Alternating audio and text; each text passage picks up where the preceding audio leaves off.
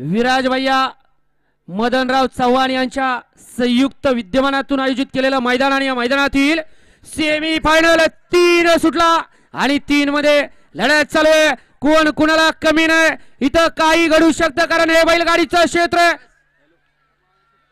पाड्याला सुंदर गाडी पळते आणि खांडसकरांच्या बाळ्याचं निर्वाद वर्चस्व.